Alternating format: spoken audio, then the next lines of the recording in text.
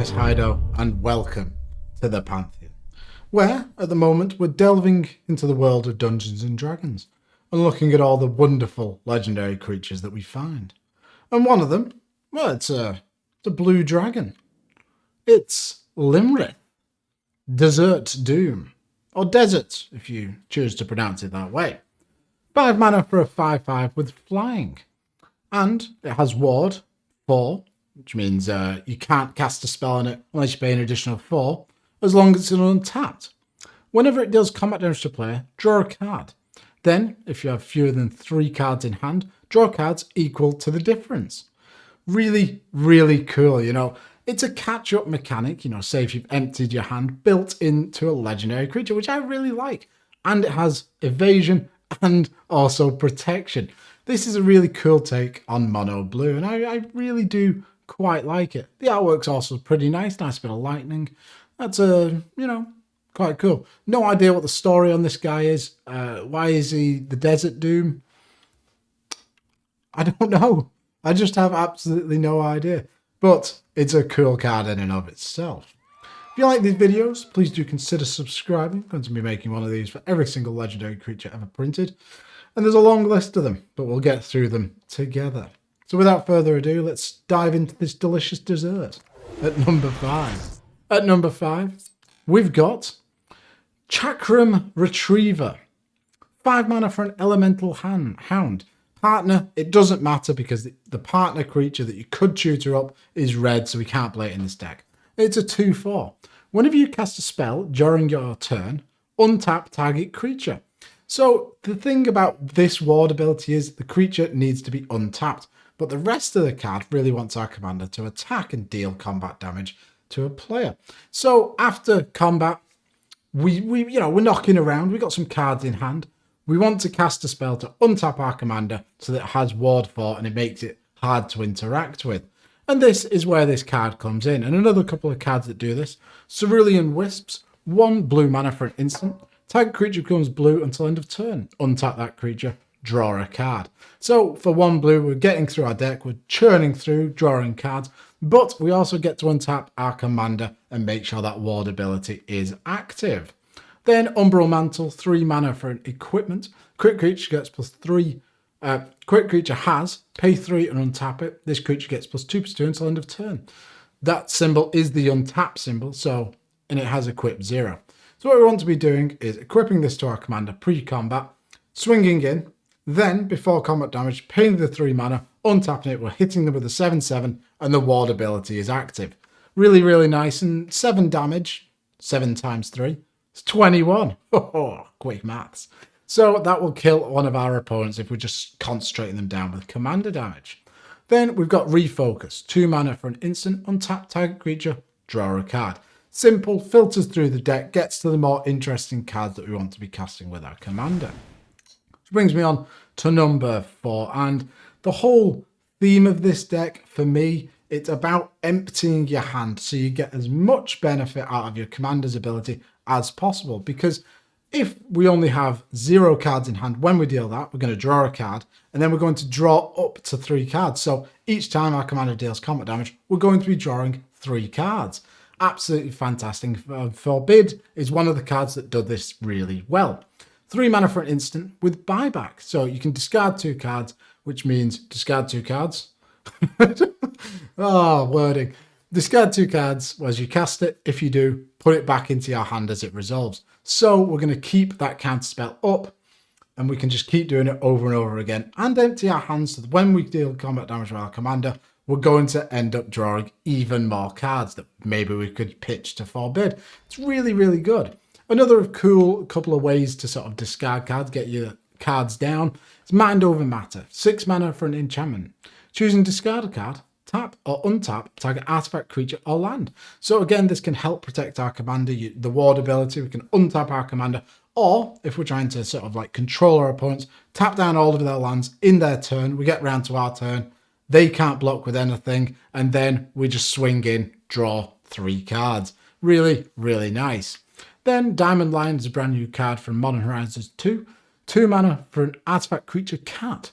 Can tap it, discard your hand, sacrifice Diamond Lion, Add 3 mana of any one colour, activate only as an instant. So hypothetically, if you cast this on turn 2, we could be casting our commander on turn 3 and then have a blue mana left over, although we won't have any cards in our hand.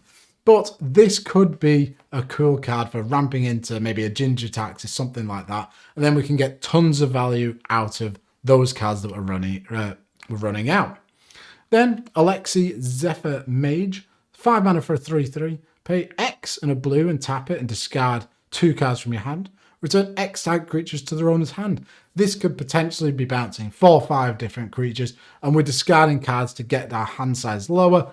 Absolutely fantastic. Does everything the deck wants to do, and you can really control the board state with this.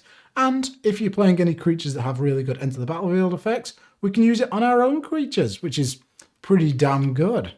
That brings me on to Attunement, a card I've always really liked. 3 mana for an enchantment. The activation of this is to return it to its owner's hand. So this can never be destroyed by, destroy artifact, destroy enchantment sort of effects, because as part of the ability, it goes back to your hand. So it's already off the field when your opponent's tried to respond. Draw 3 cards and choose and discard 4 cards. So you draw 3 cards, this goes back to your hand, then you discard 4 cards. So it's not card advantage, but you can get tons and tons of cards into your graveyard. And maybe there's a bit of a madness sub-theme here. So you can leave this open to when you have mana, return it, discard 4 cards, discard all your madness cards and cast them. Then, if you've got absolutely tons of money, Bazaar of Baghdad is a land. Tap it, draw 2 cards and discard 3 cards. Really, really powerful. Card disadvantage, so we're getting our cards in hand down, down, down, but we're digging through the deck to get to the cards that matter. And then we've got Waterfront Bouncer. 2 mana for a Merfolk Spellshaper, pay a blue and tap it, discard a card, returns out creature to its owner's hand. And it's a 1/1, so again, excellent. This is in my cube to go along with sort of madness and blink sort of strategies. Really, really cool in the deck. And the artwork, just look at that massive Merfolk. Although it's only a 1/1, some of the flavour just doesn't add up here really, does it? Which brings me on to number 3, and at number 3, we've got Geralf's Masterpiece. And this is a couple of cards that benefit from us discarding them into the graveyard. 5 mana for a 7/7 with flying, and it's a zombie horror. It gets +1/+1 for each card in your hand. So this is the sort of card that we want to be discarding our hand and have it on the field, and then it's a big flying threat. And then you can pay 4, discard 3 cards, return it from your graveyard to the battlefield tapped. So another great way of emptying your hand through, all of the discarding, and we get a big flying idiot back onto the field. Really, really awesome. This is a mythic that I think I opened one when this set was in standard, and I just looked at it and thought, dear God, this is terrible. But we've got a use for it here. Finally, he's become the masterpiece Geralf always wanted him to be. Hurrah! Then we've got Advanced Stitchwing, the proto version of this. 5 mana for a 3/4 with flying, pay 3 and discard 2 cards. Return it from your graveyard to the battlefield tapped. So another great discard outlet, and if this has already been discarded, we can get it back for a bit of value. Really, really nice.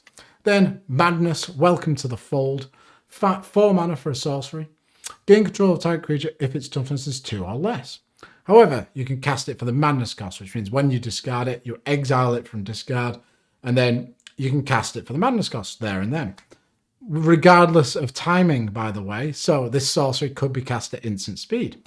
The Madness cost is double blue and X. If Welcome to the Fold's Madness cost was paid, instead, gain control of a creature with toughness is X or less. So this could steal anything, potentially an opponent's commander, or just whatever you want. It's really, really cool, and a great use of all the discarding that we're going to be doing. Then we got some nagging thoughts, in the back of our head. We're just thinking, why am I here? Why do I continue to live this life? 2 mana for a sorcery. Look at the top 2 cards of your library. Put one of them into your hand and the other into your graveyard.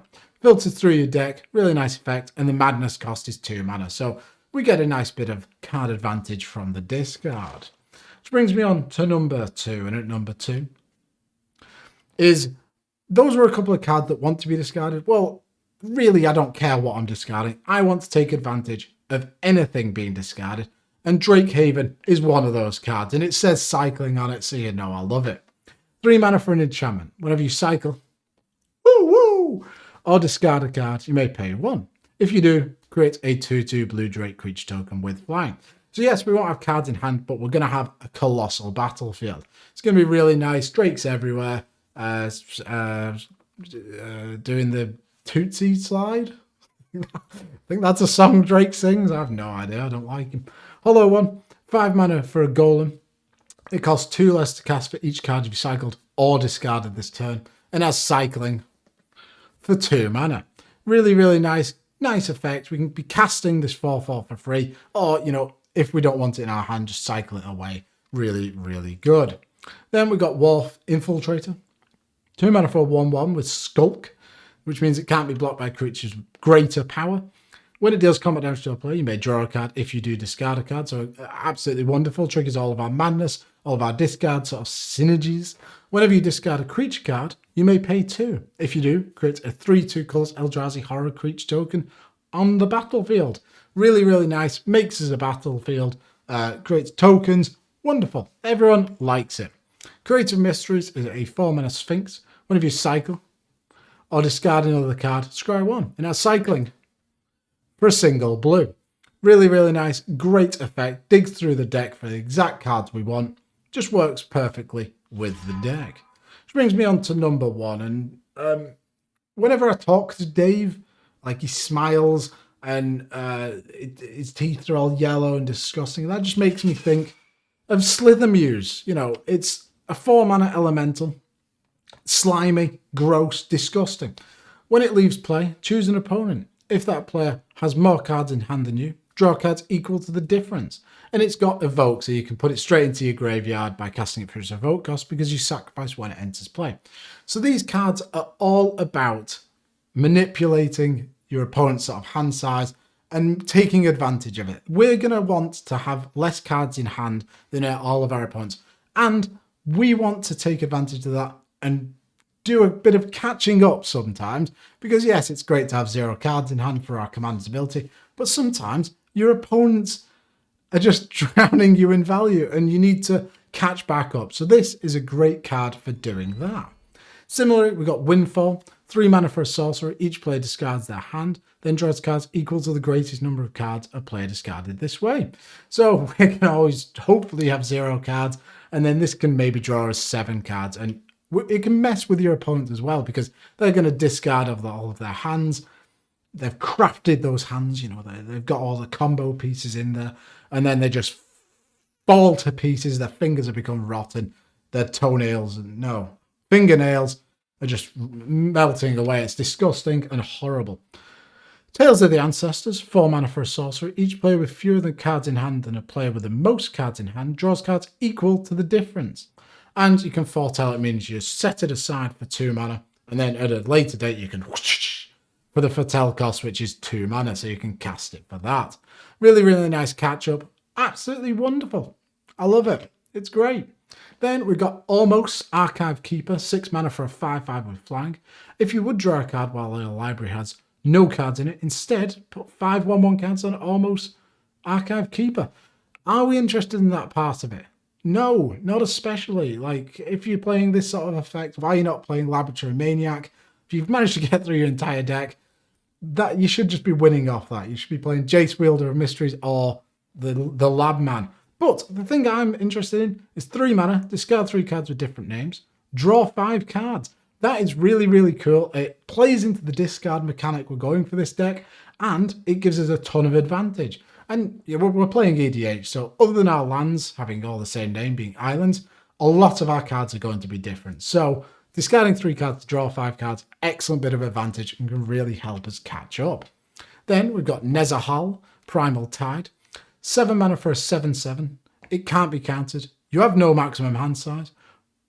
I mean, most of the time we're going to have 0 hand size, but if you're wanting to catch up, that's really good. Whenever an opponent casts a non-creature spell, draw a card. That's exactly where I want to be playing this card. We can really build up our hand, keep going, get all those cards into our hand from just our opponents playing the game. And then, to play into the discard synergy, we've got discard 3 cards, exile it, return to the battlefield, tapped under its owner's control at the beginning of the end step. So say you've drawn 20 cards, and frankly, they're all just garbage. You can actually activate that discard ability over and over again in response to itself. And, Eventually, it's going to exile and then come back. But we managed to empty our hand. Hooray! Really, really cool card. It's a threat. It's a game-winning card. I love it. Then we've got Bag of Holding. 1 mana for an artifact. Whenever you discard a card, exile a card from your graveyard.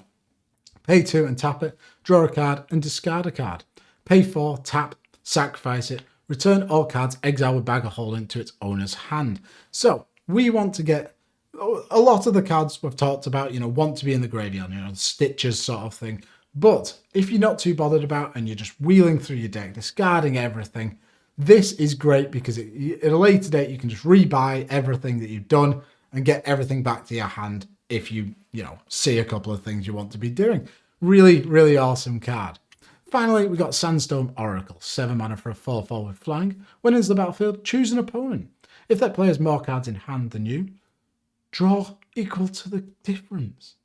Don't know what happened to my intonation there, but you get to draw an absolute metric ton of cards. If someone's getting really ahead, well, this card says, no, I'm going to be just as ahead of you. And then I'm going to discard them all because I hate myself.